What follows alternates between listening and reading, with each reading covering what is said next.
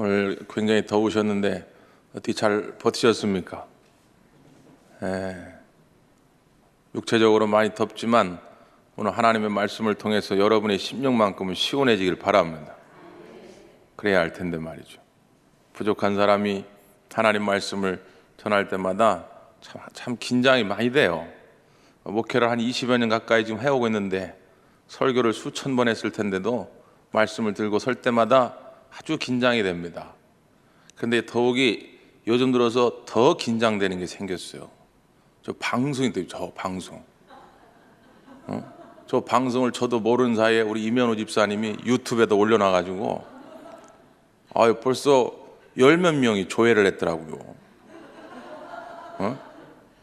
저는 그 원고 설교를 잘 하거든요. 원래 이게 CBS나 이런 방송에 나가는 설교는 될 수 있으면 목사님들이 원고 설교를 합니다. 왜냐하면 정확하게 이 말이 나가야 되기 때문에 어투라든지 어법이라든지 다 문맥이 맞게 해야 되는데 저는 별로 그렇게 원고 설교를 안 했는데 저렇게 내보내더라고요. 여러분 보시 어떻습니까? 그러면 거기다 댓글을 막 다세요. 와, 어느 교회 목사님인지 모르겠는데 참 설교 참 은혜롭다고 말이에요. 여러분, 하나님 말씀이 부족한 종을 통해 대언되지만 저를 보지 말고 오늘 하나님의 음성을 들을 수 있기를 바랍니다. 데살로니가 교회가 잘하는 게 많이 있는데 우리가 몇 주 전이죠? 데살로니가 처음 강해할 때 말씀드렸던 것처럼 데살로니가 교회가 아주 잘한 것 중에 하나가 뭐냐면 사도 바울 전도자 일행이 전하는 말씀을 사람의 말로 듣지 아니하고 누구의 말로요? 하나님의 말씀으로 들었다는 것입니다. 그게 참 복된 것입니다. 물론 제가 이 강단에서 거짓으로 이단 사설을 퍼뜨린다면 여러분이 저를 멱살 잡고 내쫓아도 상관이 없지만 그것이 아니라면 하나님 말씀이 선포된다면 여러분 그 말씀을 아멘으로 받아 먹고 여러분 삶 속에 그대로 순종할 수 있기를 간절히 바랍니다. 제가 지난주에 운전면허 적성 검사 기간이 다 돼가지고 갱신을 하고 왔어요.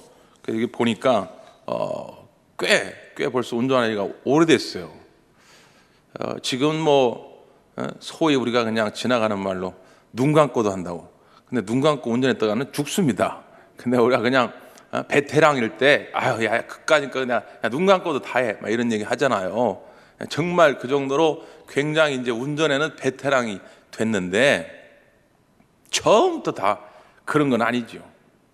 여러분 운전하시는 분들 다 실수담이 있을 텐데 저도 처음에 면허를 따고 얼마 안 돼가지고 옛날 우리 교회에 베스타가 있었어요. 베스타. 그거를 몰고 한번 나가본 적이 있어요. 나갔다가 얼마나 제가 공경에 처했는지 이렇게 엑셀레터를 밟고 가려고 그러면 한 5m 가다가 시동이 꺼지고 또 한 5m 가다가 또 시동이 꺼지고 와, 도로에서 계속 그렇게 되는데 이걸 좀 어떻게 할 줄을 모르겠더라고요. 그래서 이거 학원에서 배운 대로 클러치를 너무 빨리 떼나 클러치를 천천히 뛰는데도 가다가 또 꺼져. 나중에 그 원인을 알았어요. 여러분 왜 그랬는지 아십니까? 여러분 혹시 그런 실수를 해보신 적인지 모르겠지만 이 옆에 보면 주차할 때 이 앞뒤로 굴러내려가지 말라고 이 주차 브레이크를 당겨놔요. 이 핸드브레이크를 탁 올려놓는데 정신이 없고 잘 모르니까 이걸 안 내린 거예요. 브레이크를 탁 당겨놓고선 이거 슬슬 밟으니까 차가 가지를 않는 거예요. 조금 세게 밟으면 가긴 가는데 가다가 이게 그냥 팍 꺼져버리고 아하, 차가 제대로 움직이려면 뭘 걷어 올려야 한다고요? 주차 브레이크, 핸드브레이크를 이걸 내려놓아야 돼요. 한 번은 제가 학교를 아주 멀리 그냥 전철 타고 3시간 넘게 다니고 그랬거든요, 대학을. 그러니까 아버지가 너무 안쓰럽다고 중고차 하나를 사줬는데 아침에 급해가지고 학교 늦어가지고 막 시동을 거고선 가려고 그러는데 시동이 안 걸려요. 시동이. 이게 도대체 뭐가 문제인가 알지도 못하면서 괜히 본네트 열어보고 본네트 열어본다고 뭐 합니까? 괜히 영화 속이나 드라마 속에서 그 여러분 뭐 봐봐야 알 수가 있나요? 그리고 요 앞에 옛날에 그 현대 카센터 옛날에 아저씨가 있었는데 그 사장님 가가지고선 이거 큰일 났다고 나 이제 학교 가야 되는데 이게 시동이 안 걸린다고. 그 아저씨가 이렇게 가서 몇 번 훑어보더니 1분도 안 걸려요. 저를 보더니 씩 웃어요. 저 아저씨가 내 마음에 드나 왜 나를 보고 씩 웃나. 그 아저씨가 씩 웃어서 뭐라고 하냐면 아유 기름이 없네요. 기름이 없어. 기름이 없으니까 이게 죽어라 시동을 걸어봐도 걸리질 않습니다. 차가 여러분 이게 운전을 안 해보시면 잘 모르지만 운전하는 분은 다 아실 겁니다. 차가 일단 달리려면 준비돼야 할 게 많아요. 기름을 넣어야 되죠. 주차 브레이크를 내려야죠. 또 어떤 경우에 겨울 같은 때는 이 배터리가 방전이 빨리 됩니다. 그래서 배터리가 방전돼 있어가지고 시동을 걸려면 시동이 안 걸려요. 그러니까 배터리 또 충전이 돼 있어야 되죠. 차가 달려가기 위해서 과정이 필요해요. 순서가 있다 그 말입니다. 마음 급하다고 에휴 그냥 가보자 무조건 엑셀레터를 밟는다고 자동차가 움직이는 것은 아니더라 그런 말이죠. 우리의 인생도 우리의 신앙생활도 다 마찬가지입니다. 순서가 있다 그 말이에요. 그런데 때로는 말이죠, 이것이 혼란스러울 때가 있어요. 우리가 눈에 딱 보이게 이것부터 해야 되겠다 딱 이게 눈에 보이면 참 좋은데 그렇지 못할 때가 많다는 것입니다.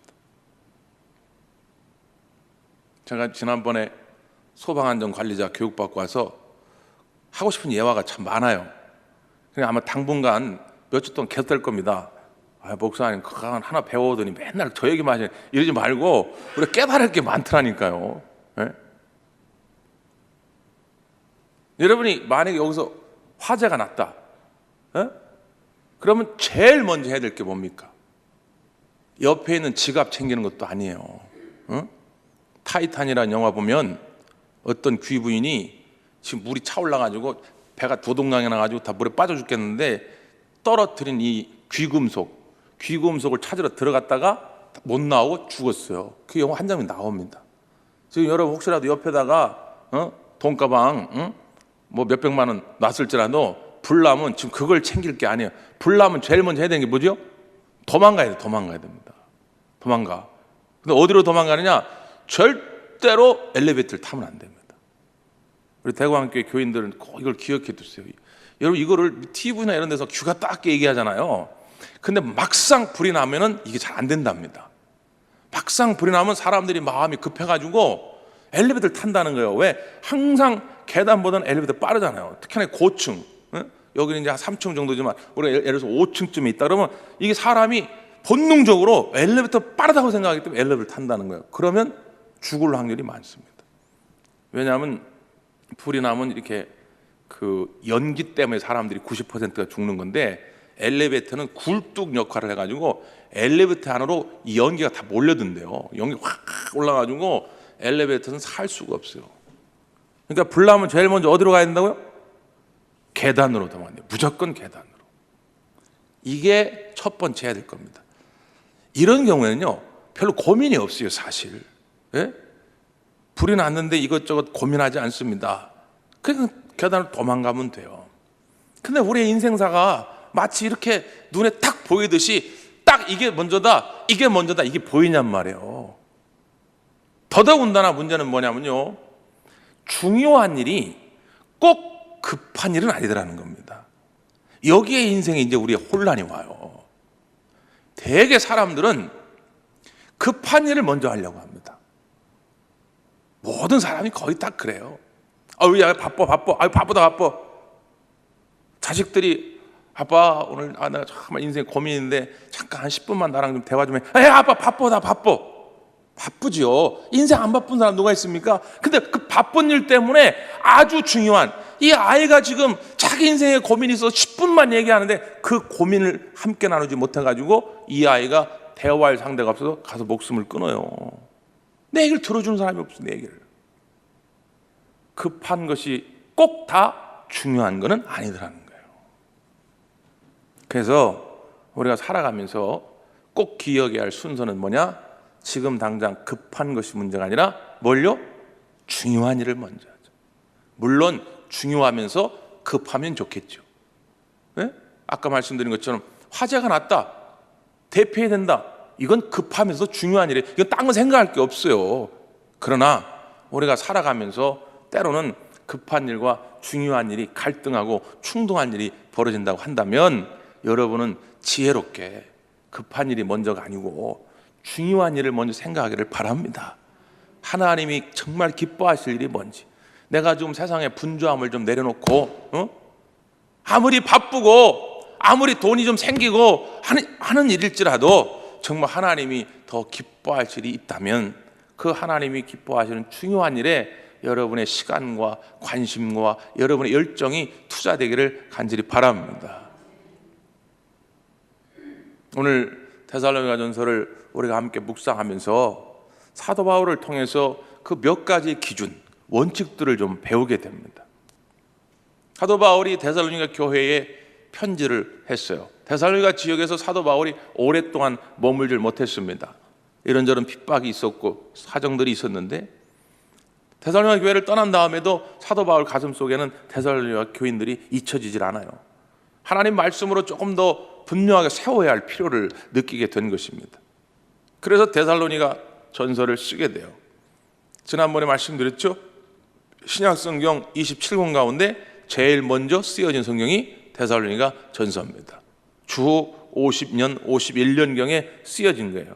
그러니까 옛날에는 지금처럼 성경이 딱 이렇게 66권이 정해진 게 아니라 구약 시대에 정해져 내려온 구약 성경, 구약 정경과 나중에 신약 성경 27권이 합쳐져서 66권이 된 거예요. 그러니까 성경이 66권으로 딱 정해지기 전에는 이 사도 바울이 보낸 편지들 있지 않습니까? 이 편지들을 이제 제자들이 다 써요. 손으로 필사하죠. 다 필사를 해. 복사기가 옛날에 없으니까. 그걸 막 몇십 개, 몇백 개 나눠가지고 초대 교회마다 이렇게 돌립니다. 그래서 예배 시간에 모여가지고 그 편지를 읽습니다. 그 편지를 읽으면서 오늘 성도들에게 하나님의 뜻을 전하고 이렇게 했던 거예요. 그래서 데살로니가 지역에 있는 성도들에게 사도 바울이 하나님의 말씀을 전하려고 하는데, 먼저 오늘 2장에 보면 예전에 데살로니가 지역에서 복음을 전하면서 있었던 일들을 회상하면서 사도 바울이 무엇에 중점을 두었는지 그 중요한 순서들을 몇 가지를 언급을 합니다. 자, 그걸 한번 보죠. 첫 번째로 우리 1절에서부터 3절 말씀을 보겠습니다. 시작.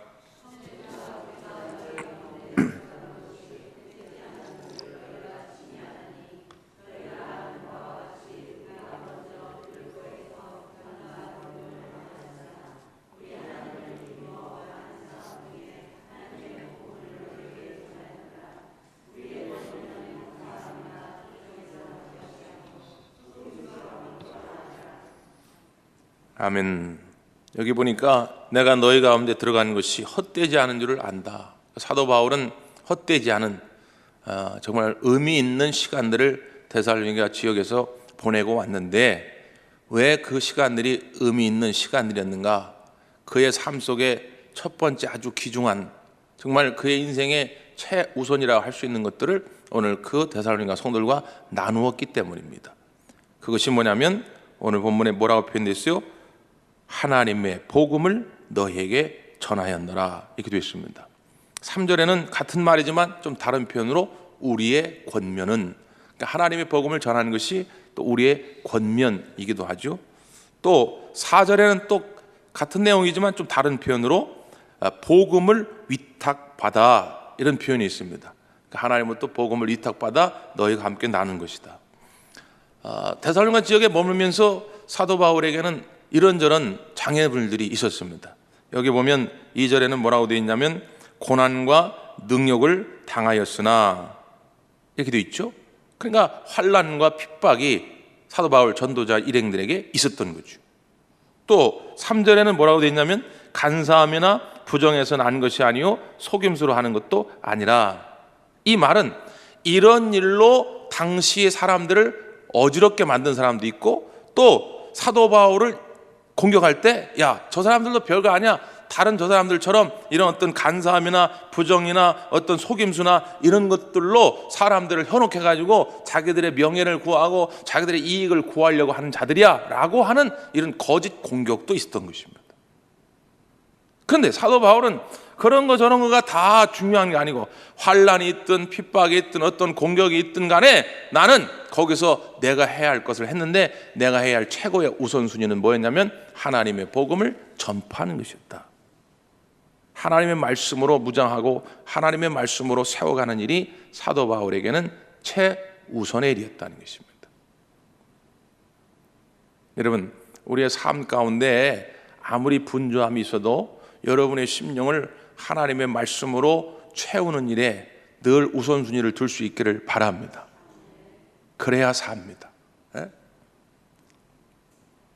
우리가 교회에서도 가끔 제가 그런 소리를 듣는데 이렇게 교회 봉사하고 예를 들어서 청소를 하거나 뭘 하다가도 참 우리가 시계 중에 제일 정확한 시계가 무슨 시계라고 그래요? 배꼽시계입니다. 예? 이 배꼽시계는 얼마나 정확한지 시계를 보지 않아도 때가 되면 여기서 또로롱 또로롱 종을 친단 말이에요. 그러면 이제 누군가 그런 얘기하면 아유 야 밥 먹고 하자 그런단 말이에요. 그럼 어떤 사람이 이런 얘기하면 아유 아직 일이 좀 덜 끝났는데 좀 이따 먹자 그런단 말이에요. 그럼 먼저 먹자고 한 사람이 꼭 이런 말을 합니다.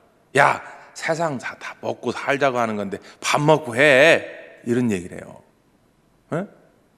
여러분 우리가 아무리 바빠도 뭐는 먹어야 돼요? 밥은 먹어야 돼요. 그렇지 않습니까? 왜? 밥을 먹어야 일을 또 하지요. 바쁘다고 밥 안 먹고 해보십시오. 능률이 안 오릅니다. 배고픈데 무슨 일이 됩니까? 힘도 없고 배가 고프면 일단 사람이 짜증이 나요. 짜증이. 아무리 성령 충만해도요. 밥 안 주면 짜증냅니다. 예? 이거 참 얼마나 큰 시험거리 되는지. 지난주에도 그냥 밥이 한 5분인가 10분 늦게 됐는데 얼마나 조마조마한지 하나님 이 교회를 지켜주시옵소서. 이 잘못하면 이 교회 누군가라도 한마디 그냥 툭 던져버리면 이게 교회 큰 시험거리 되는데 막 목사는 얼마나 조마조마하니. 좀 늦게 먹으면 어때요? 근데 사람들이 하여튼 밥 안 주면 이게 민감해진다고 말이요. 그래요 안 그래요? 거봐 그렇다잖아요. 그런 민감함으로 하늘의 양식을 좀 사모할 필요가 있다 그 말입니다. 아무리 바빠도 밥은 먹어야 일을 하듯이 아무리 대학이 중요해도 밥은 먹어야 공부를 계속할 수 있듯이 우리가 하늘의 양식을 그렇게 사모해서 바쁜 중에도 어려운 중에도 하나님의 양식으로 내 심령이 채워질 때 거기서 샘솟는 힘이 나오게 되는 것이고 또 하늘의 지혜를 얻게 되는 것이고 사람과 사람 속의 갈등의 모든 문제들이 화평케 되게 될 줄 믿습니다. 여러분 옛날에 저 황해도의 안악골에 김익두라고 하는 사람이 있었는데 여러분 잘 알다시피 깡패였는데 목사님이 된 분입니다. 이분이 아버지를 일찍 여의고 사업을 했다가 쫄딱 망하고 그래가지고 이게 이제 인생살이를 거의 화풀이 하듯이 살게 돼가지고 완전 주색잡기에 빠져가지고 맨날 팅팅팅 놀기나 하고 자기만 그러면 괜찮은데 그거를 이제 세상에 화풀이를 하다 보니까 괜히 길 가는 사람 아무 죄도 없는데 툭툭 치고 시비 걸고 싸움하고 그러니까 동네 사람들 하도 그 인간이 꼴보기 싫어가지고 성황당에 가서 막 빌고 그랬다는 거예요. 이 호랑이 같은 익두를 안 만나게 좀 해달라고 그렇게 빌 정도로 아주 악랄했던 사람들. 근데 어느 날 그 시장거리를 가는데 서양 여자가 코가 이렇게 서양 여자가 말이죠. 예수 믿으세요. 예수 믿으세요. 그러면서 전도지를 주더라죠. 그래서 전도지를 받고선 보지도 않고 흥 하고 코를 풀었답니다. 그랬더니 그 서양 선교사께서 뒤에다 대고 뭐라 하냐면 그 전도지로 코 풀면은 코가 헐어버릴 겁니다. 그랬다죠. 그날 밤 집에 가가지고 잠이 안 오더랍니다. 왜 잠이 안 와? 코가 헐까봐 계속 코를 만져보게 되는 거 아닙니까? 코가. 그래가지고 쫓아갔다죠. 내가 어떻게 하면 코가 헐지 않겠냐고. 예수님을 믿어야 된다고. 나중에 친구 중에 박현주라는 분인가? 누구 하여튼 전도를 정식으로 받고 예수님을 믿게 됐어요. 나중에 평양신학교에 입학해서 목사님이 되고 뭐 거의 한 700여가 넘도록 부흥회를 인도하고 교회를 150개 군데 정도를 개척하고 그분의 집회 때 수많은 사람들이 회심하고 주께로 돌아오고 뿐만 아니라 목회자의 길을 걸어가는 수많은 제자들 생기고 그랬다죠. 하여튼 우리 한국교회 초기 역사에 큰 사역을 감당했던 목사님인데 그분이 고백하기를 깡패였던 나, 사람들이 길거리에서 제발 얼굴도 마주치지 않게 해달라고 그렇게 빌었던 나였는데 나를 바꾼 것은 뭐였냐? 성경이었다. 기록된 바로는 그분이 성경을 거의 1000번 가까이 읽었다. 1000번. 아무것도 배운 게 없어요. 학교도 제대로 다니지 못했습니다. 그런데 하나님의 말씀이 그의 심령을 변화시켰다고 말해요. 하늘의 양식이 채워지면 그 양식이 나의 삶의 문제를 해결해 갑니다. 나의 삶의 문제가 해결되면 그때 하늘의 양식을 채우겠습니다. 이게 앞뒤가 안 맞는 거라는 거예요. 고난이 있어도 환난이 있어도 어떤 방해가 있어도 나는 너희에게 하나님의 말씀을 세우는 일을 최우선으로 했다. 왜? 그게 제일 중요하니까. 그것만 제대로 되면 하나님의 말씀으로만 채워지면 너희들의 삶의 문제는 해결될 것이기 때문에 너희들의 인생의 문제는 해결될 것이기 때문에 난 이걸 최우선했다는 것입니다. 미국에서 최고로 존경받고 인정받는 대통령이 링컨 대통령이 지금도 국민들에게 설문조사하면 42명의 역대 미국 대통령 중에 제1위가 링컨입니다. 근데 여러분 알다시피 링컨 대통령의 아버지가 영국에 있다가 이제 미국으로 건너왔는데 가진 것 없이 아주 가난한 집에서 와가지고는 뭐 할 게 있습니까? 구두 이 수송공이었다. 구두 수송공. 그래서 집이 어려워가지고 링컨이 학교도 제대로 못 다니고 초등학교 9달 다닌 게 전부입니다. 그런데 대통령이 된 거예요. 그 대통령이 되어서 대통령을 선서하는 그 시간에 성경책을 들고 나온 겁니다. 아주 낡은 성경책. 여러분, 내가 어떻게 해서 대통령이 된 줄 아십니까? 바로 이것 때문입니다. 우리 어머니가 어렸을 적에 나에게 주었던 이 성경책, 이것이 나를 대통령으로 만들었습니다. 내가 이 하나님 말씀대로 앞으로 대통령 일을 해나가겠습니다. 이렇게 선서했다는 거예요. 저는 지금도 동일한 역사가 일어날 줄 믿습니다.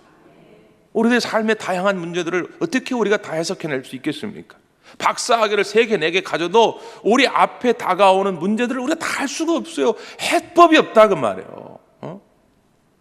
근데 오늘 하나님의 말씀이 우리 안에 채워질 때 이 말씀의 능력이 오늘 우리의 삶을 복 있는 길로 이끌어갈 줄 믿습니다. 자, 또 하나. 그 다음 말씀 한번 보세요. 5절, 6절 말씀. 시작.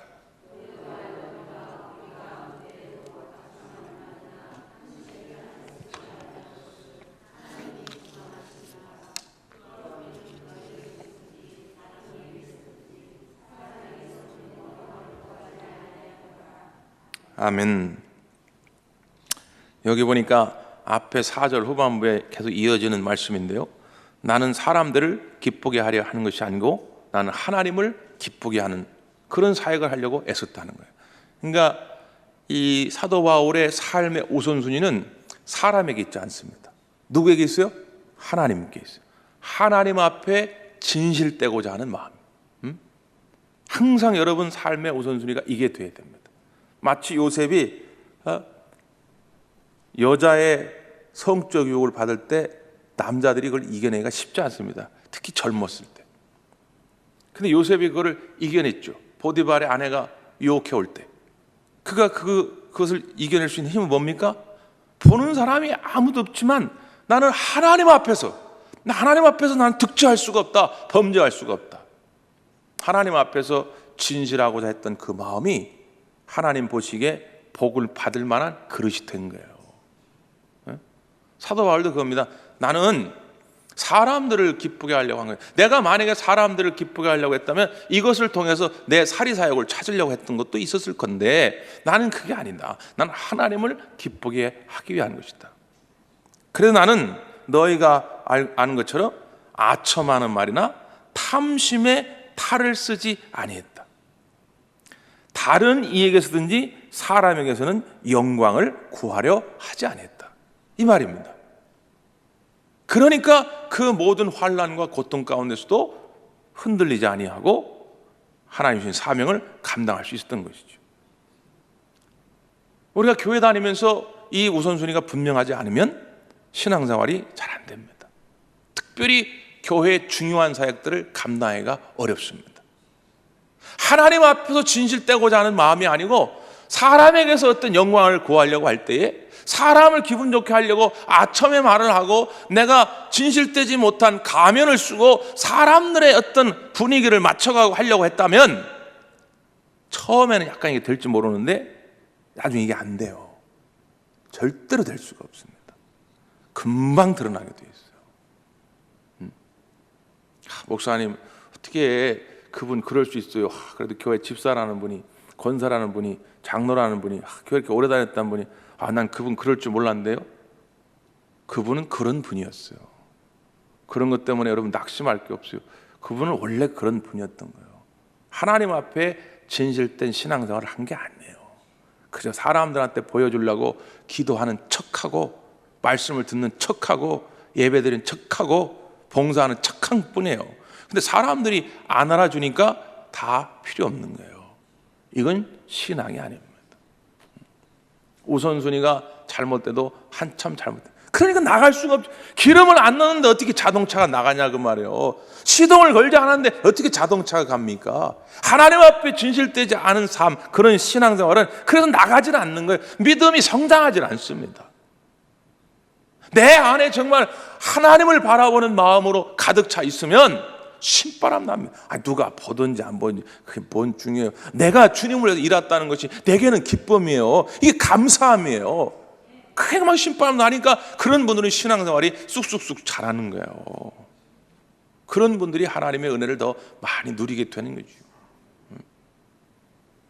어떤 회사에서 신입사원을 뽑는데 이력서를 한 70명쯤 냈더랍니다. 그래가지고 그 사람들 오라고 그래가지고 면접을 보는 거예요. 그래서 면접관이 이제 들어가시라고 들어갔는데 면접관이 아무도 없더래요. 아무도 없어.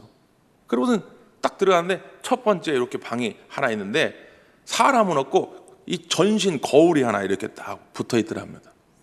그 전신 거울 앞에 이 딱 쓰니까 거기 뭐라고 이렇게 딱 쓰냐면 당신은 이 거울에 비친 사람이 정직하다고 보십니까? 그 거울에 비친 사람이 누구예요?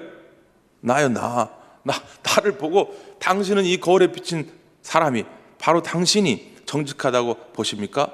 거기에다 이제 답을 쓰는 거예요.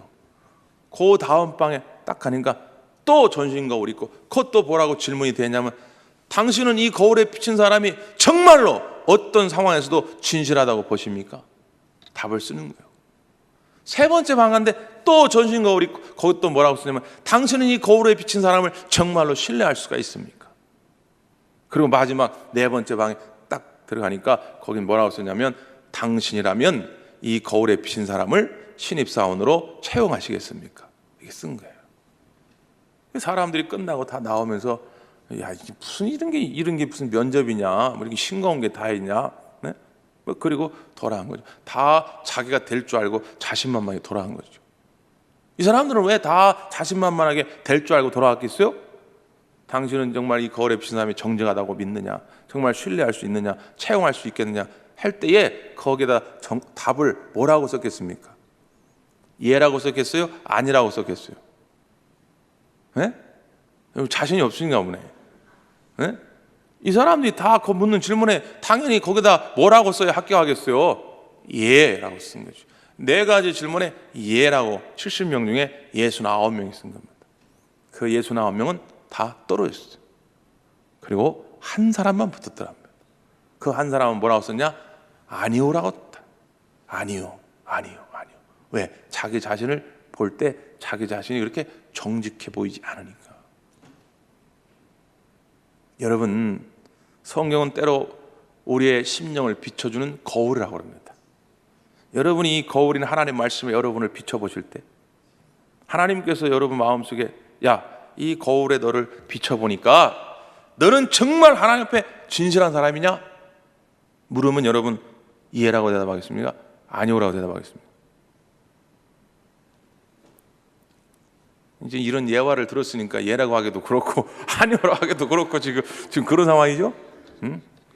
제가 드리고 싶은 말씀은 예라고 하실 수 있다면 정말 감사한 일이고, 혹시라도 아니요, 하나님, 내가 다른 사람들을 볼 때는 혹시 내가 좀 기도가 되는 것 같고 신앙생활 좀 하는 것 같고 좀 난 것 같긴 한데, 내가 하나님 말씀에 나를 비춰볼 때 하나님, 나는 자신이 없습니다, 아니요 라고 대답할 수밖에 없을지라도 실망하지 마시라 그 말이에요. 왜? 우리 하나님은 있는 모습 그대로 나올 때에 그 모습을 버리지 않고 받아주시는 분입니다. 그 하나님의 자비하심이, 하나님의 긍휼하심이 우리를 살린 거 아닙니까? 사도 바울도 그걸 깨달은 거예요. 사도 바울이 원래부터 그렇게 하나님 앞에 진실된 삶을 산 게 아니고, 진실하지 않았음에도 불구하고 하나님이 자비하심으로 나를 불러주시고 나를 살려주시고 나를 사도로 세우심, 그 은혜를 바울이 깨달은 거예요. 그러니까 이제부터라도 나는 하나님 앞에 진실되게 살려고 몸부림을 친 겁니다. 그게 사도가 된 이후의 삶이에요. 그렇다고 해서 사도 바울이 꼭 다 완전했겠느냐? 그건 아닙니다. 바울 서신 후반부, 특별히 디모데 전후서 이런 데 가보면 사도 바울이 뭐라고 고백합니까? 나는 지극히 작은 자다, 나는 죄인 중에 괴수다, 이렇게 고백하잖아요. 그러니까 사도 바울도 일평생을 돌아볼 때 하나님 앞에 완벽하진 않았겠지만 그럼에도 하나님 앞에 진실되게 살려고 몸부림쳤다고 말이에요. 우리가 그런 마음이 있어야 한단 말이에요. 정말 하나님 앞에 우리가 다 100점일 수는 없겠지만 오늘 하루하루 하나님 앞에서 진실되게 살려고 할 때에 하나님께서 우리를 더 강하게 하시고 하나님의 은혜로 채워가실 줄 믿습니다. 기도하겠습니다.